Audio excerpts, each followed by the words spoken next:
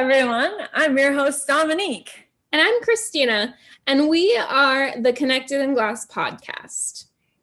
This podcast is meant to be an educational and inspirational podcast about glass art for all listeners. A love of glass art connects people of all walks of life and in all generations. Let us celebrate this by getting to know each other. Each interview will have 3 sections: getting to know this week's artist, diving into more detail about their particular form of glasswork, and going into the deep stuff that isn't usually openly discussed.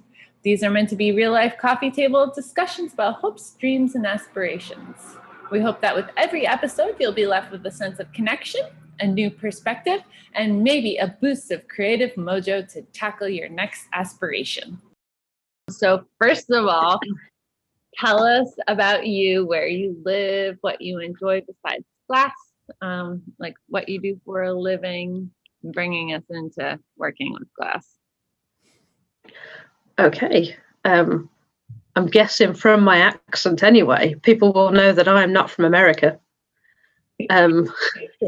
Shockingly. I'm from the Midlands in the UK.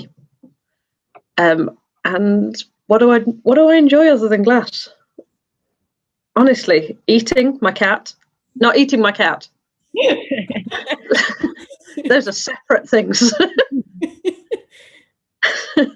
And cycling. Off-road mountain bikey type cycling is a thing I'm into. Specifically single speed, no gears cycling, which I think is much bigger in the States than it is in the UK. So here I'm really weird. In the States, apparently there's loads of you do it. We're not in that club. Okay, so now you can get into glass, because I guess you probably covered all the things that you love besides glass, right? Pretty much, yeah. So you do for a living full time? Yes, I do. I own my own studio on the edge of Leicestershire. I work out of a converted train station called Station Glass, and I got into it when I was about 18. I saw it being done for the first time at a university in Stoke.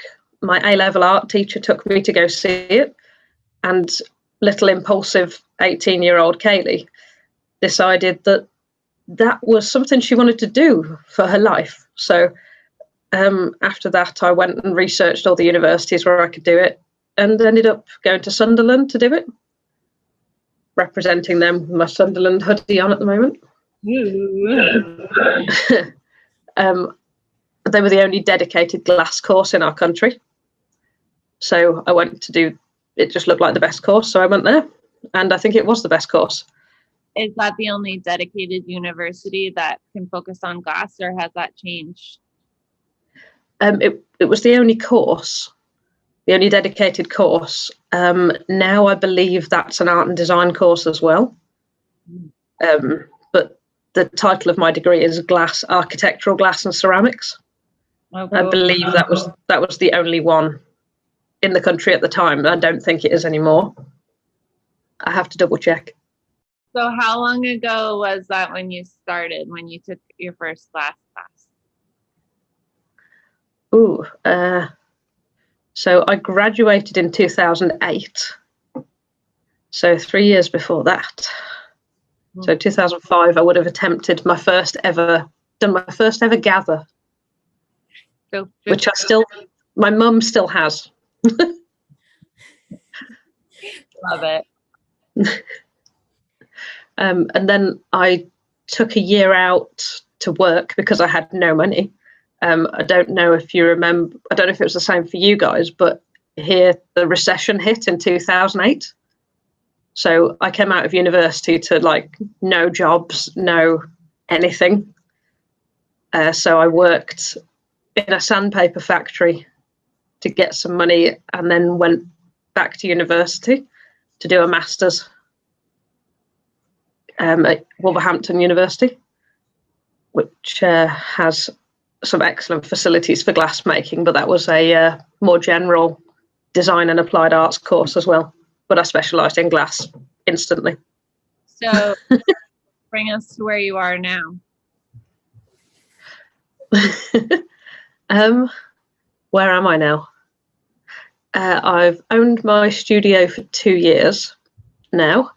I've worked there for 10. So I worked for 8 years for a man called Richard Golding, who used to run a company called Ochra Glass. He co-founded that.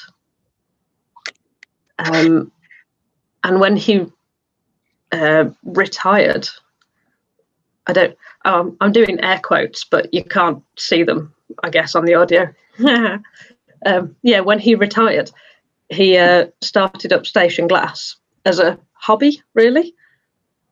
And then it took up so much more of his time than he anticipated. And when I started working there, I had no intention of taking it over, but he retired and asked me if I wanted it. So obviously, yeah, it's a beautiful little countryside setting. It's incredibly quaint. And I took it over, changed a lot of things about, and I've just been trying to fill it for the last 2 years, and I don't feel like I've had time to breathe in all that time, let alone do anything else. Do you typically work with other artists, or do you usually just work alone in your studio? I have an assistant called Georgina White, who's been with me for just over a year now. She does some beautiful pieces, but I stole her straight out of university. So she's not as established as she could be yet, but she's getting there. Her pieces are just incredibly intricate and highly polished and beautiful. And I don't have the patience for all that cold working. I'm hoping now that my studio is a bit more established, or at least it is at the minute. We're not sure with COVID what's happening. But hopefully now I'll be able to do some collaborations with some other artists. I've got 3 people lined up so far, but we can't travel in the country at the moment, so I can't do anything with them until, well, whenever this madness ends. Can you tell us a little bit about like the visual setup of your studio? I know that you're connected to a coffee shop and the trains kind of stop there, and also maybe give us an idea on how you like draw people in and how you make your income in that way. Yeah, we're a functional station, but it's a heritage station. So for us, that means there are steam trains regularly coming up and down the line and stopping at the station. So I get some footfall from the trains, which is nice. And there's a cafe that opens, also run by the railway volunteers, which opens at the weekends. They draw a lot of people in. Honestly, I haven't really done much advertising or anything yet, because I'm still sort of figuring out how to run a studio full time. But we've got a few things. Well, we had a few things planned this year that all just went to cock. This Halloween, we've got something going on where, so we're decorated for Halloween at the moment. I'm a bit obsessed with Halloween. And me and Georgina are going to be dressed as skeletons for the entire weekend. And we're going to be glassworking in the dark because our skeleton suits glow. Oh my God. So we're going to work by the light of the glory hole and the furnace only, which is going to be interesting. And the glow of the glass too. Yeah, exactly. So we should be able to see loads. It'll be fine. What could go wrong? Cool. But this is something I haven't advertised because I didn't know if we'd get the chance to do it. Mm-hmm. And there's a Halloween train that runs as well. So there'll be a steam train pulling up in the dark with, and then glass making skeletons inside a station that's completely in the dark. So hopefully the train punters will be absolutely terrified. Hopefully we'll be very, very scary in our glow in the dark skelly suits. So can you describe to us more about your style of work, like what you typically make and what sells, and maybe like what you're inspired by? Ooh, so just a small question then. Yeah, so typically what I make, I have two tiers, I guess. I have a lot of tourists that come to visit the area that will buy much smaller things. So small birds, paperweights, little things like that. I do a lot of animal sculptures that seem to be immensely popular. I can't make enough octopuses at the moment. I'm not sure why at the moment. October is Octopus Month. It works. And then I've got the larger pieces that I make, which are heavily decorated vases mainly, which is a very traditional surface decorated technique. And everything I make is iridized pretty much. I'm a bit obsessed with the garishly rainbow colours of it all. Can you explain iridized more? Sure. So we spray a solution called stannous chloride onto our glass, and it has to be sprayed on above 500 degrees. And a lot of the colours that we have, the glass colours that we have on our work, have a silver oxide in them. And the tin, so a stannous chloride is basically a tin. And we spray the tin onto the glass that also has precious metals in it. And this makes kind of like an oil on water effect. Sorry, I'm not doing a very good job of describing this, but it goes rainbowy. I think that was great. Mhm.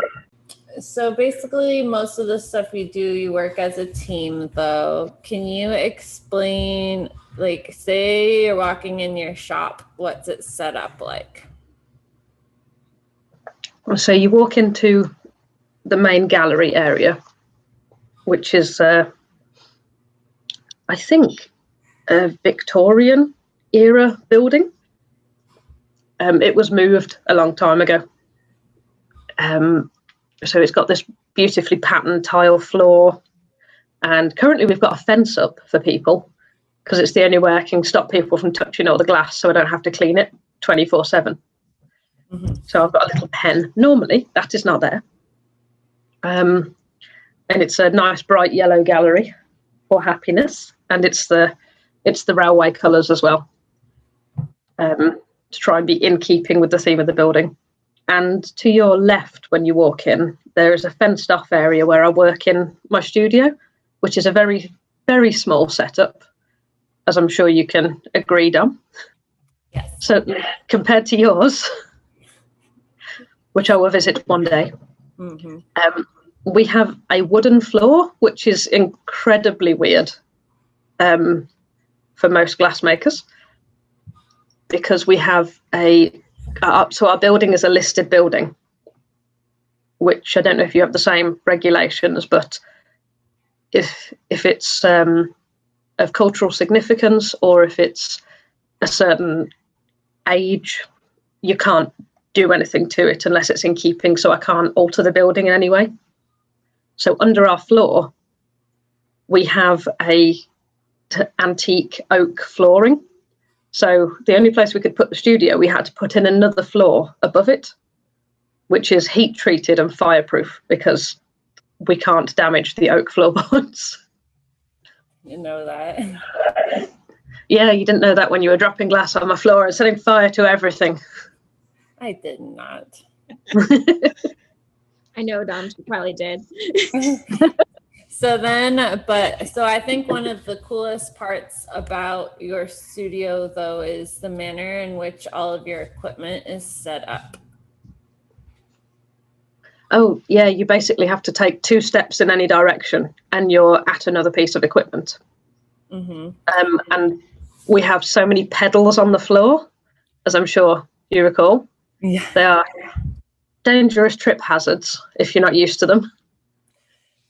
because our glory hole and our furnace, they are pneumatic, so they're powered by air, which the pedals are right by the bench, and you step on a pedal and then take one step and you're at the glory hole, or you take 2 or 3 steps and you're at the furnace, and by that time the lid's lifted up.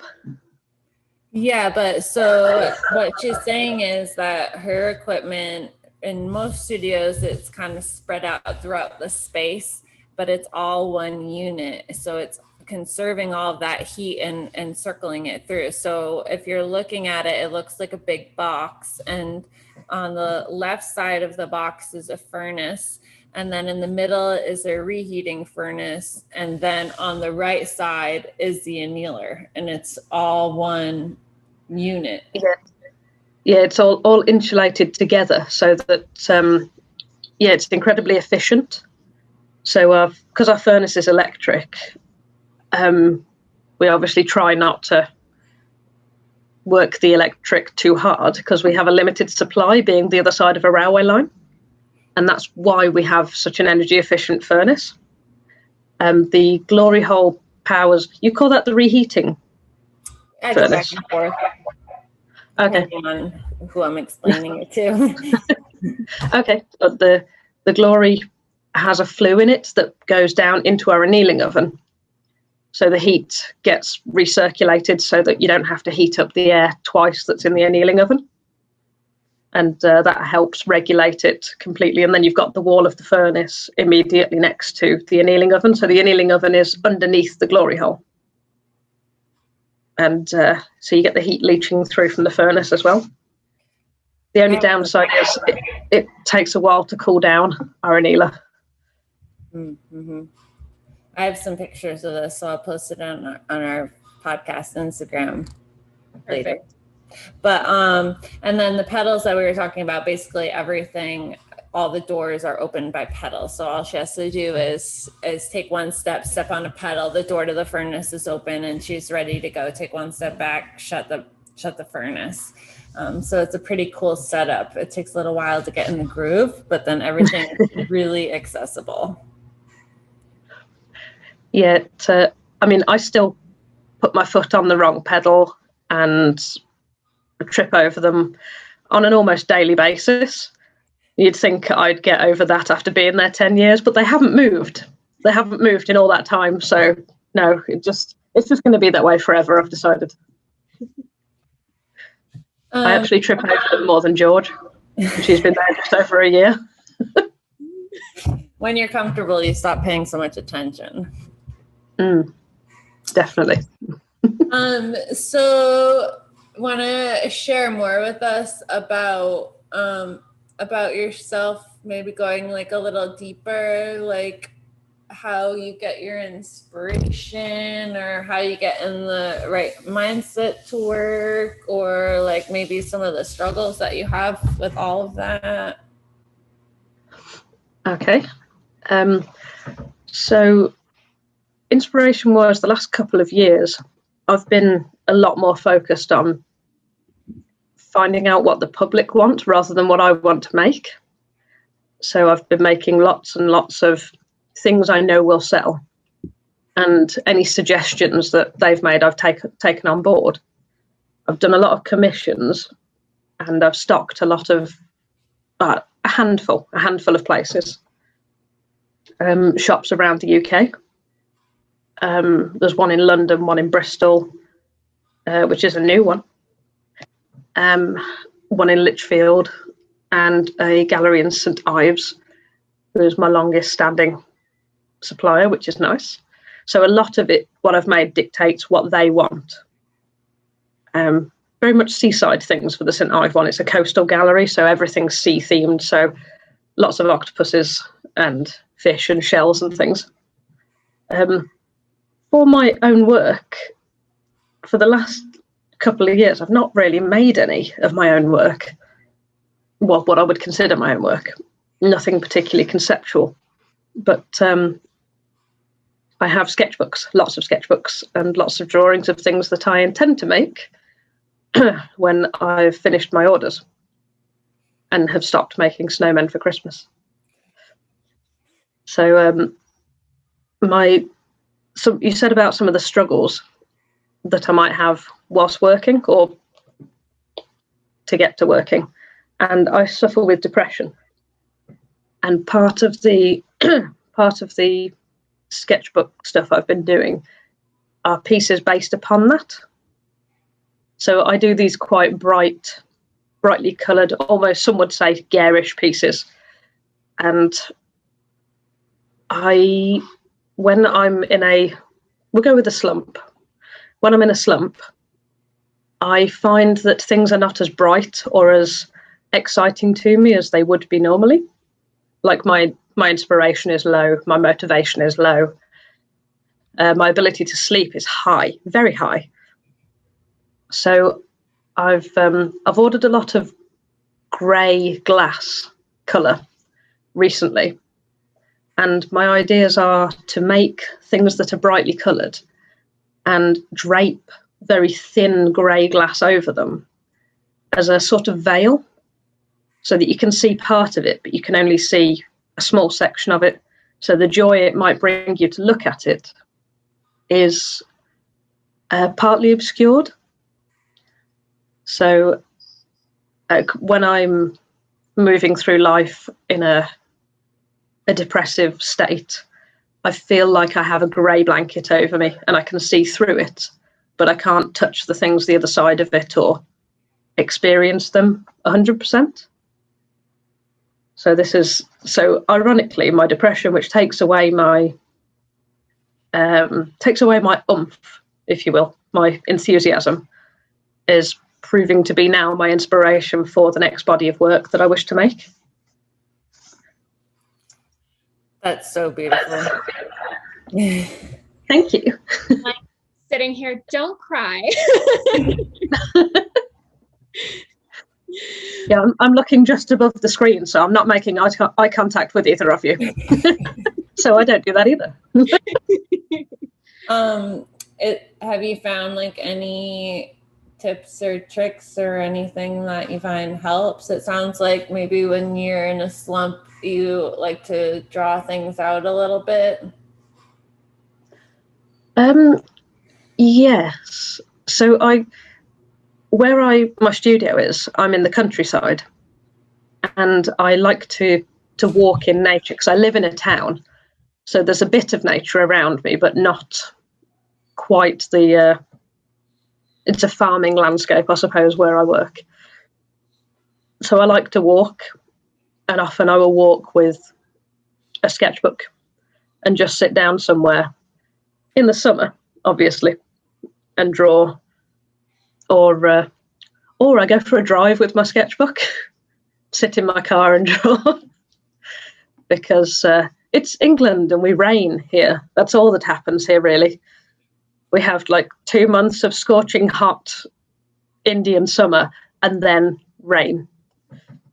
And much like you with the snow, I guess. Yeah. Sounds familiar. So that helps. Also, being barefoot, I've found helps, which is so not an option right now here. Unless I want like really soggy feet anyway. But when I'm really struggling, getting out of bed is hard for me in the morning. I'm just not a morning person anyway. And I'm so glad when you suggested doing this in the evening, not in the morning. So glad. But I find for me, I've got like a checklist in my head of things that I have to do. Like have I eaten? Have I drank water? Have I had a shower? That's another thing. And so it's 4 things: eat, drink, shower, go outside. Those are my 4 things that I have to do to make sure that I'm giving myself the best chance to do everything that I could do. And I've got like a 5th point, which is do one thing that is productive if I can. And that can be making the bed. That's like my lowest tier productive thing, because then I've at least achieved one thing and I don't have to beat myself up for the rest of the day. But the outside thing is really helpful, especially when we've actually got some sunshine. Yeah. Thanks for sharing all that. I actually connect with so many of that, and I really like your to-do list. Water is one of Christina and I's rants, but all the other things are super important too. I feel I like have for me, if I have drank water, period, I have accomplished something in my day. That's like You're making the bed. that's my baseline, and I'm good. So funny. I've bought myself a bottle with which is a litre bottle, so that I will actually drink. I know how much I've drank, and I try and drink 2 of those a day, and that's how much I've got left to meet my quota today. So it's a big part, especially with what we do work-wise. It's so hot in there, you have to drink water, and if you don't, you can feel like absolute crap really quickly. What do you think, Christina? Any more questions or anything? What about, I guess for me, I also have depression, and for me, it's the imposter syndrome. And how do you experience that? How do you cope with that? Especially having been someone who worked somewhere for 8 years and then took on a whole studio, not even really expecting it per se. It was an interesting transition, to be sure. Yeah, I had imposter syndrome. I didn't think I deserved it at all when he offered me the studio. And there was another assistant there who'd been there a little bit longer than me. And I didn't understand why he hadn't offered it to her. And I sort of still don't, but I sort of still do. She lived a lot further away. But she'd been making glass longer than me. I just felt that she should have had the studio. And so the distance was a huge factor in it. But it was down to some technical knowledge, really, about whether I could fix the equipment, keep the equipment running, understood how it was made, and because it needs maintenance, like a big overhaul, at least once a year. And he trusted that I knew how to do that. Part of the deal was that he still gets to come and make glass whenever he feels like it. So the equipment has to be running. But initially, I just felt like a tiny little person in this massive space of, oh God, I don't know what to do. And do I deserve it? I didn't think I did. And I felt very lost in a big space is how I felt. Mm-hmm. But obviously not physically lost because it's a tiny little studio, but mentally I was just very much like, some people don't ever have their own studio and someone's just given me one. What have I done to deserve this? And then I thought about filling his boots. He who has been making glass for over 40 years. But no, that's what I compared myself to instantly. I will never be as good as him. I'll never be as good as Richard. So should I try? But yeah, I struggled with taking it over, and a lot of people told me I had some big boots to fill, which was really helpful to my confidence as well. But my imposter syndrome actually started way before that. I used to work at another studio, and I struggled to progress there as I would have liked. And part of it I thought was because I was female, and I'd been told that I shouldn't. You get the. I don't know if you guys have had this, but in the UK. Sorry, I'm really bad at words today. In the UK, it's a heavily male-dominated industry, and I worked with a couple of guys who were not necessarily the most encouraging, let's say. I mean, these guys are my friends now, so I don't want to speak ill of them. But I was not made to feel like I was particularly good at what I did, which dragged my confidence down to almost non-existent levels. But I managed to kind of claw some of it back, so I felt like I fought for it, I guess. I mean, I know some women in this country that have been denied jobs specifically because they are women. So I've never had it to that kind of level. But I mean, breaking into the industry as a female kind of,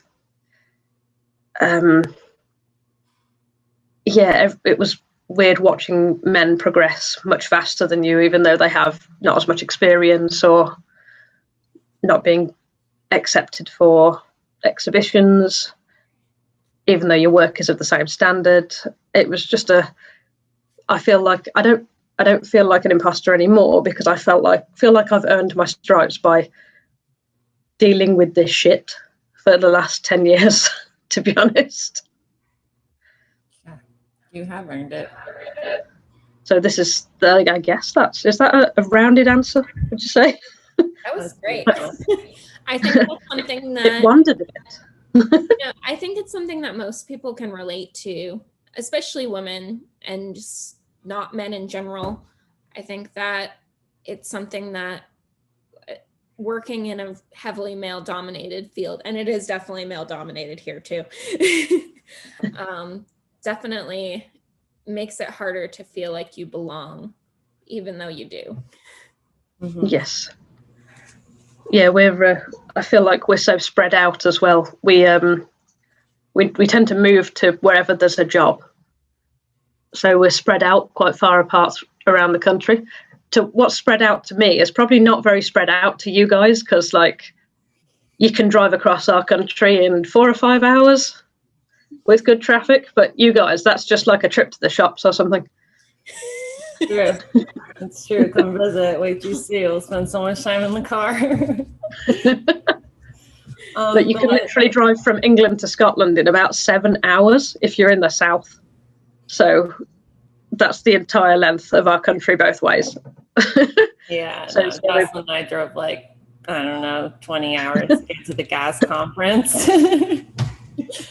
But thanks so much for sharing all of that earlier. I think it's something that a lot of people experience, but nobody verbalizes. And I think that it gives people a perspective if maybe they don't feel that way. And B, if you are feeling that way, sometimes you isolate yourself a little bit more, and nobody wants to feel alone in that challenge, you know? I know that creatives often have depression, and it's not talked about a lot. And when people say they have creative block or artist block or writer's block, I feel that a lot of the time it is a mental issue. I don't know if that's the case for everyone. It's obviously not the case for every single creative block that people have. But for me, I tend to get my creative blocks when that happens. Yeah, I think for me too. Definitely. Yeah. If I'm struggling to get out of bed, I can't really think of anything that I want to make. Yeah, you never said anything more clear. Getting out of bed sometimes is the biggest challenge of the day. I mean, I'm not gonna lie, taking a shower isn't on my I need to do list, but the other things, it can be a challenge too. Just like having a good meal and just leaving the house. Yeah, the shower's kind of if I've done the others and I need to make myself do something, I will go outside before I will shower. Definitely. I mean, I have to get up because my cat squeals at me because she wants feeding. So that's my other big help is, so my cat is called Sausage, and she shouts at me for food in the morning. And if I don't get up and get her food, she goes out the cat flap and brings me back a live mouse. That you have to clean up. Yeah, well, I have to catch it. I think it's like her way of blackmailing me if I don't get up quick enough. Yeah. You My can't dog is a feed big me, help you too. can't you can't feed yourself. I have to help you. Yeah. I just wish she wouldn't try and help me at 3 a.m. I don't want to eat then. So funny.